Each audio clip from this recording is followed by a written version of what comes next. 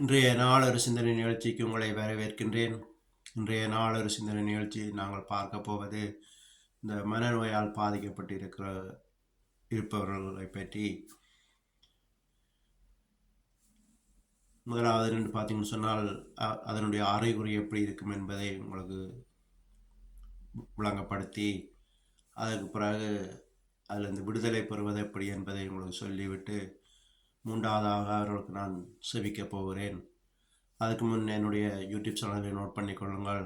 ஜஃப்னான் அடித்து இடம்பிட்டு Justin JUSTW என்று அடிச்சிங்கன்னு சொன்னால் யூடியூப் ஃபுல்லாக பார்க்கலாம் இந்த வீடியோவை. ஏன்னா நான் ஃபேஸ்புக்கில் போடுறபடியால் இடையில் கட் ஆயிரும், ரீலில் போடுறபடியால் இடையில் கட் ஆயிரும். அப்போ நீங்கள் தொடர்ந்து யூடியூப்பில் பார்க்கலாம் ஃபுல் வீடியோவும். விஷயத்துக்கு வருகிறேன். இந்த மனநோயால் பாதிக்கப்பட்டவர்களுடைய அறிகுறியை பார்த்தீங்கன்னு சொன்னால் ஒரே சோர்வாதமாக இருக்கும். தனிமையை நாடுவார்கள், மற்றவர்களோடு பேச மாட்டார்கள். அதை விட எந்த நேரம் நித்திரை கொண்டிருப்பார்கள், தூக்கத்தில் இருப்பார்கள். இப்படியாக இருந்தால் அதனுடைய அறிகுறி. இதில் இந்த விடுதலை பெறணும்னு சொல்லி பார்த்தீங்கன்னு சொன்னால், முதலில் ஒரு வேலையை பார்த்து வேலைக்குள்ளே போங்கள். பெண்களாக இருந்தால் 4 மணித்தியாலமாவது செய்யுங்கள். குறிப்பாக மத்தியானத்துக்கு பிறகு செய்ய பாருங்கள். ஏன்னு சொன்னால் சிலாங்களெல்லாம் பார்த்தீங்கன்னு சொன்னால் பின்னத்தில் படுக்கிற பழக்கம் இருக்குது, தூங்குகிற பழக்கம். அப்படி படுக்கும்போது இரவில் நித்திரை வராது, முழிப்பு வரும். அப்போ இரவிலிருந்து யோசிக்கும் போது மைண்டு குழம்பி யோசனைகள் வந்து இதனாலேயும் பாதிக்கப்படலாம். அதனால் பகலில் வேலைக்கு போனீங்கன்னு சொன்னால் நல்ல உடம்பளப்பில் நல்ல நித்திரை இரவில் வரும். அப்போது அதிலிருந்து விடுதலை பெறலாம். குறைந்தது பெண்கள் 4 மணித்தியாலம் செய்ய வேண்டும். ஆண்களாக இருந்தால் கூடவும் செய்யலாம். அப்படி வேலையில் என்று சொல்கிற நீங்கள் பகலில் தூங்காமல் வீட்டில் இருக்காமல் பக்கத்து வீட்டில் போய் உதவி செய்து கொடுக்கலாம். மாவடிக்கிறதோ தூள் அடிக்கிறதோ வீட்டு வேலையில் செய்து அவரோடு பொழுதை கழிக்கலாம். மற்றவரோடு பேசி பழகும்போது இதிலிருந்து விடுதலை பெறலாம். தமிழில் ஒரு பழமொழி இருக்குது, கடமையை செய் பலன் எதிர்பார்க்கன்னு சொல்லி. அப்படி செய்யும்போது உங்களுக்கும் ஒரு ஆறுதல், விடுதலை கிடைக்கும். இதெல்லாம் சொல்லுகிறேன் என்று நான் டாக்டர் என்று சொல்லாதீங்கள், சிந்திக்காதீங்கள். எனக்கு தெரிந்த அறிவுரையை உங்களுக்கு சொல்லுகிறேன், இந்த வியாதியிலிருந்து விடுதலை பெற வேண்டும் என்றதுக்காக. அப்போ இப்படி எல்லாம் செய்யும்போது நீங்கள் இதிலிருந்து விடுதலை பெற முடியும். அடுத்ததாக பார்த்தீங்கன்னு சொன்னால், அக்கம் பக்கத்தில் இருக்கிற நீங்கள் அவரோடு பேசி பழக வேண்டும். தனிமையில் விடக்கூடாது. பிள்ளைகளாக இருந்தாலும் சரி, தாய் தகப்பனாக இருந்தாலும் சரி, கணவன் மனைவியாக இருந்தாலும் சரி, யார் பாதிக்கப்பட்டிருக்கார்களோ அவரோடு நெருங்கி பழகுங்கள்.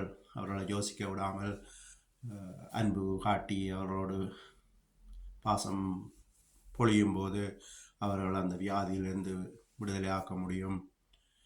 இதுதான் இதனுடைய அறிவு. இந்த வியாதியினுடைய செயல்பாடும் அதனுடைய விடுதலையும் இப்பொழுது உங்களுக்கு ஆசீர்வதிக்கப் போகிறேன். இந்த வீடியோவை பிரியப்பட்டு வியாதி உள்ளவர்கள் பார்த்தால் நீங்களும் சேர்ந்து நான் செபிக்கிற மாதிரி செவியுங்கள். நிச்சயமாக இயேசு கிறிஸ்து உங்களை விடுதலை ஆக்குவார். உலகம் தர முடியாத சமாதானத்தை உங்களுக்கு தருவார். சுமை சுமந்து சோர்ந்திருப்போரே எல்லாரும் என்னிடம் பாருங்கள், உங்களை நான் இளைப்பாற்றுவேன் என்று சொல்கிறார். எனவே நீங்கள் இயேசு கிறிஸ்துவிடம் கேட்டீங்கன்னு சொன்னால் உங்களை விடுதலை ஆக்குவார். இந்த வியாதி மட்டுமில்லை, இந்த வியாதியையும் அவர் விடுதலை ஆக்க வல்லவராக இருக்கிறார். இப்போது உங்களுக்கு ஆசீர்வதிக்கப் போகிறேன். நன்றி ஏசப்பா, நன்றி. இன்றைய நாளுக்காக நன்றி. இயேசுவின் நாமத்தினால் செபிக்கிறேன். ஏசப்பா, இந்த வீடியோவை பார்க்குற வியாதியோடு இருக்கிறவர்களும் சரி, மனநோயால் பாதிக்கப்பட்டு இருக்கிறவர்களும் சரி, விடுதலை ஆக்குங்கப்பா. இவர்கள் விடுதலை ஆகி சாட்சி உள்ள பிள்ளைகளாக வாழட்டும் அப்பா. குடும்பத்தை வெறுத்து, கணவன் மனைவியை வெறுத்து, பிள்ளைகளை வெறுத்து தனிமையில் வாழுகிற இவர்களுக்காக செபிக்கிறேனப்பா. குமாரன் விடுதலை ஆக்கினால் மெய்யாகவே விடுதலை என்று சொல்லியிருக்கிறீங்கப்பா. குமாரன் என்பது இயேசு.